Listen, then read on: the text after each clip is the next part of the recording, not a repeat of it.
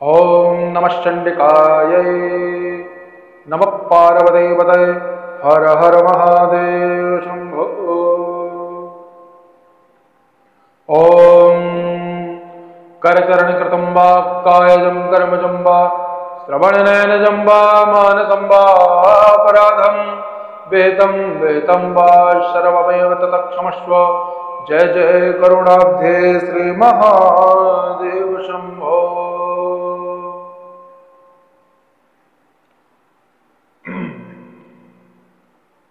आज हम आपको भगवान शंकर से जुड़ी हुई बहुत ही नेक सिद्धि के बारे में बताने वाले हैं। भगवान शंकर के वैसे तो अनेक भक्त हुए हैं, जिनमें से एक प्रचलित भक्त आप सभी ने उसका नाम सुना होगा, जिनका नाम दशानन रावण था। दशानन रावण भगवान शंकर के परम भक्त थे। कहने को तो राक्षसी प्रवृत्ति उनकी कही जाती है, परंतु उत्तम कुल पुनस्त कर नाती, वह उत्तम कुल में पैदा हुए थे और महाराजा पुलस्त ऋषि के नाती थे, अर्थात देव कुल से ही उनका जन्म हुआ था। किन्हीं आचरणों की वजह से उन्हें राक्षस कहा जाता है। उनके ऐसे कोई नेत्र नहीं थे या उनका ऐसा मुखमंडल आभा नहीं था कि उन्हें राक्षस बोला जाए। उनके कर्मों के द्वारा उन्हें राक्षस कहा जाता था। हालांकि रावण से बड़ा भगवान शंकर का आज तक ना तो भक्त हुआ है और ना ही होगा। भगवान शंकर खुद कहते हैं, एतत् त्वं भक्तम न भूतो न भविष्यति, अर्थात रावण के जैसा ना तो भक्त मेरा हुआ है और ना कभी होगा, जो खुद अपने गर्दन काट कर अपना सिर भगवान शंभु के चरणों में संप्रेषित कर दे, भगवान शंकर के चरणों में अपना सिर काट करके रख दे। ऐसा भक्त कहाँ है? भगवान शंकर को हम आप फूल चावल तीली जल अक्षत यही चढ़ा सकते हैं, लेकिन रावण ऐसे थे, भगवान शंकर की पूजा करते करते प्रसन्न हो जाते थे और रगी मुद्रा में अपने मस्तक को ही काट करके भगवान शंकर के सम्मुख रख देते थे। तो भगवान शंकर का सबसे बड़ा भक्त रावण है और रावण की प्रस्तुतियां आज भारत में कई प्रकार से प्रचलित हैं। भारत ही नहीं, पूरे विश्व में रावण की कृतियां हैं। रावण तंत्र मंत्र के महाज्ञानी माने जाते थे, महापंडित माने जाते थे। रावण के जैसा ना तो विद्वान आज तक हुआ है और आगे भगवान जाने। ऐसा है भगवान शंकर के अनन्य भक्त रावण की कथा। भगवान शंकर का एक बहुत ही शक्तिशाली मंत्र है, जिसे रावण के द्वारा रचित किया गया है। वह मंत्र खड्ग रावण मंत्र के नाम से विख्यात है। खड्ग अर्थात तलवार। जिस प्रकार से किसी शत्रु पर, किसी वृक्ष पर या किसी अन्य व्यक्ति जो हमारा शत्रु है या किसी भी प्रकार से हमारा अनहित चाहता है, उसके ऊपर हम यदि तलवार चलाते हैं तो किस प्रकार से असर करता है। अभी हमने तलवार चलाई और अभी उसकी गर्दन कटी। ये नहीं कि हम आज तलवार चलाए हैं, गर्दन 10 दिन बाद कटी, ऐसा नहीं है। ठीक उसी प्रकार मंत्र का भी प्रारूप है। खड्ग रावण अर्थात अभी आपने किसी के लिए किया और अभी ही आपको उसका रिजल्ट आ गया। त्वरित फायदा देने वाला मंत्र है, अर्थात सामान्य शब्दों में कहें, बाण की तरह कार्य करता है यह। इस मंत्र का विशिष्ट नाम है खड्ग रावण मंत्र। इस मंत्र का प्रादुर्भाव रावण के द्वारा किया गया है। हालांकि तंत्र का जितना भी प्रादुर्भाव है वह रावण तथा उनके सगे संबंधियों द्वारा ही किया गया है। इसके पहले तंत्र चलता था, लेकिन उस तरीके से व्याप्त नहीं था। तंत्र सूक्ष्म रूप में था। वर्तमान में जिस प्रकार से तंत्र है सूक्ष्म हो गया है, अभी कोई नहीं जानता। ठीक उसी प्रकार रावण के पहले भी तंत्र सूक्ष्म रूप में था। तंत्र और मंत्र सब भगवान नारायण की ही कृतियां हैं। ठीक रावण के द्वारा रचित कई प्रकार के आपने सभी सुने होंगे तंत्रिक विधाएं, तांत्रिक मंत्र भी सुने होंगे। रावण ने कई वैदिक मंत्र भी बनाए जिनको तांत्रिक रूप में परिवर्तित कर दिया। उसी में एक विशेष मंत्र खड़ग रावण मंत्र के नाम से विश्वविख्यात है। इसका प्रभाव आपके शत्रुओं का नाश करने में सर्व सामर्थ्यवान है, आपके राग द्वेष रोग पीड़ा का आदि विनाश करता है। इसके प्रभाव से आपके छुपे हुए शत्रु, अदृश्य शत्रु जिनको आप नहीं जानते हैं, उन्होंने आपके लिए कुछ गलत करवा दिया है, आपको उनके बारे में कुछ भी पता नहीं है, तो आप कैसे किसी का बुरा चाहोगे। तो इसका प्रभाव आपके उन शत्रुओं पर भी असर करेगा जो जिसको आप जानते ही नहीं हो और वो आपके ऊपर प्रहार पे प्रहार अप्रत्यक्ष रूप से किए जा रहे हैं। तो इसका प्रभाव सर्व सामर्थ्यवान है, सभी रोगों का शमन करने वाला, किसी भी प्रकार की भूत प्रेत आदि की समस्याएं, किसी भी प्रकार के तांत्रिक टोटके इन सब का शमन करने में सर्व सामर्थ्यवान है। सो मंत्र इस प्रकार है। हरि ओम। ओम नमः मधुपतये, ओम नमो भूताधिपतये, ओम नमो रुद्राय, ओम नमो रुद्राय।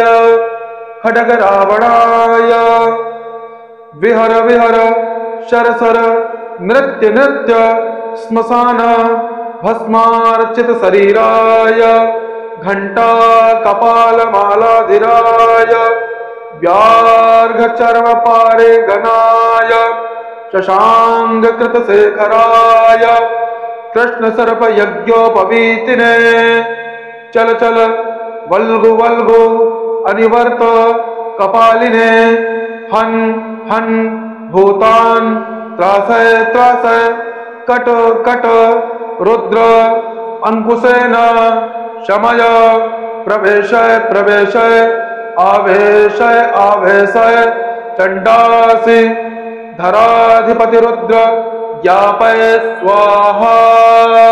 ओम नमो पशुपतये, ओम नमो भूताधिपतये, ओम नमो रुद्राय, ओम नमो रुद्राय। खड्ग रावण बिहर बिहर सर सर नृत्य नृत्य श्मशान भस्मार्चित शरीराय घंटा कपाल मालाधि धराय व्याघ्र चर्म पारिघानाय शशांक कृत शेखराय कृष्ण सर्प यज्ञोपवीतिने चल चल वल्गु वल्गु अनिवर्त कपालिने हन हन भूतान त्रासय त्रासय कट कट रुद्र अंकुशेन समय प्रवेशय प्रवेशय आवेशय आवेशय चंडासी धराधिपति रुद्र ज्ञापय स्वाहा। तो मंत्र इस प्रकार है।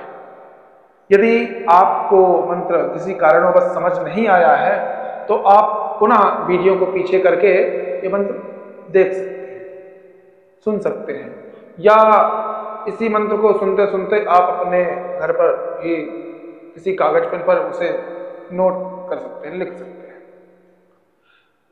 ये रहा मंत्र। मंत्र ठीक उसी प्रकार से कार्य करता है जिस प्रकार से इसका नाम है, खड्ग रावण। खड्ग अर्थात तलवार, और किसकी तलवार? नाम उसमें किसका है? रावण का। पहला तो खड्ग खुद अपने आप में खतरनाक है, यदि बात रावण की जुड़ गई हो तो खड्ग और ज्यादा तीक्ष्ण हो जाती है। तो रावण के द्वारा रचित यह विशेष शिव मंत्र तांत्रिक मंत्र है, साथ ही ये वैदिक मंत्र भी है। तांत्रिक और वैदिक का संयुग्मन मंत्र भगवान शिव को यह प्रदत्त मंत्र है। आप सभी इसकी विधि जान लीजिए। इसकी विधि ऐसी है, आप अपने घर के आसपास या आपके घर में ही भगवान शंकर का विशेष दिव्य दरबार हो, दिव्य मंदिर हो, या आपके घर के आसपास या मोहल्ले में शिव मंदिर ना हो तो आप घर पर ही भगवान नर्मदेश्वर श्याम सदाशिवाय का सचित्र फोटो स्थापित करें, या हो सके शिवलिंग की प्रतिमा स्थापित करें। उसी मंदिर पर आपको विशेषतः ऊमर का फल, साथ ही गूगल, लोभान, यदि ऊमर का फल आपको नहीं मिल पा रहा है किसी कारणवश, तो ऊमर की जगह आप अंजीर का उपयोग कर सकते हैं। अंजीर, गूगल और लोभान, इनका आपको हवन करना है और इस मंत्र से आपको 108 बार पहले जापन करना है, खुद के लिए सिद्ध करना है, तत्पश्चात हवन करना है। हवन की सामग्री हमने बता ही दी, पुनः मैं बता दे रहा हूं। गूगल, लोभान और ऊमर ना मिले तो उसकी अनुपस्थिति में आप अंजीर ले सकते हैं। यह मंत्र आपके लिए सिद्ध हो जाएगा। इस मंत्र को सिद्ध करने का दिवस कौन सा है?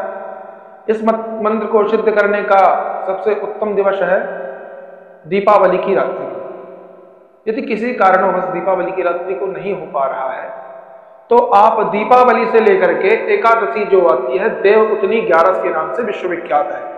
देव उठनी 11 से दीपावली के बीच में सोमवार पड़ता है, तो आप उसी सोमवार के दिन रात्रि में कार्य करना है। सोमवार की ही रात्रि को यह कार्य आप कर सकते हैं, वह आपके लिए मंत्र यह सिद्ध हो जाएगा। अब इसका उपयोग किस किस पर करना है, इस पर हम चर्चा करेंगे। इनका उपयोग आप किसी भी प्रकार की मारण समस्या हो, उच्चाटन की समस्या हो, दैहिक, दैविक, भौतिक किसी भी प्रकार से समस्या हो, भूत प्रेत आदि का सामना आता हो, भूत प्रेत का स्वप्न आता हो, या भूत प्रेत उसे परेशान कर रहे हो, किसी भी प्रकार का ग्रह दोष हो, ग्रह शांति में भंगता बार बार आ रही है, हमने कई बार पूजन कराया पर तब भी हमारी ग्रह शांति नहीं हुई।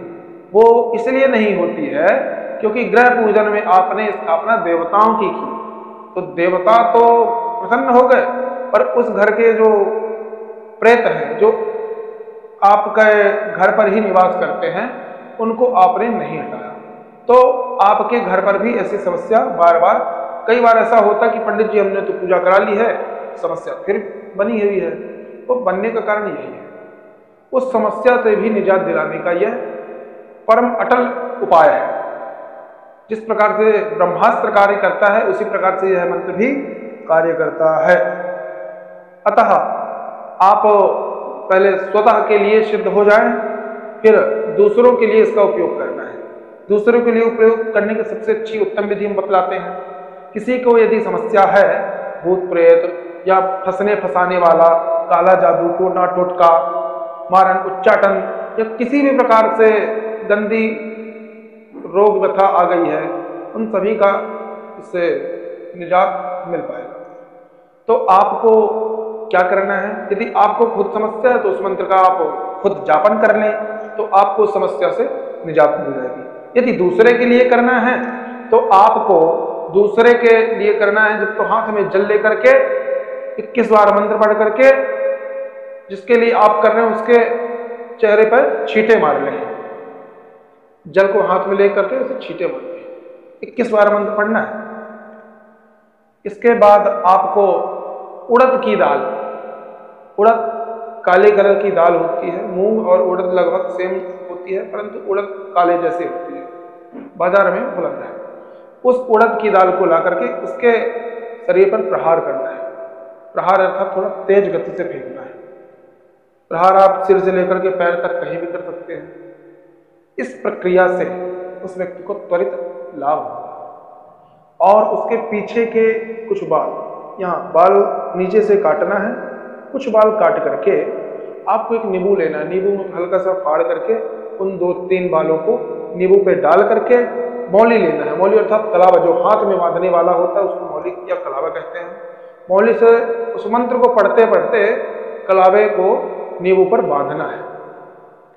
बांध कर जब संपन्न हो जाए तो उसे अपने चौराहे पे या किसी नदी पर या स्मशान पर उसे जाकर के थोड़ा गड्ढा खोद करके दफना सकते हैं, या बहती हुई नदी पर उसे प्रवाह कर सकते हैं। ऐसे करने से उस व्यक्ति के ऊपर जो भी मायावी शक्ति है सभी तुरंत हट जाएगी। आशा है आप सभी लोग हमारी बातों को अच्छे तरीके से समझ गए होंगे। यदि किसी कारणवश आपको समझ नहीं आया है तो आप हमसे पुनः टेलीग्राम पर संपर्क कर सकते हैं। सादर धन्यवाद। जय श्री राम।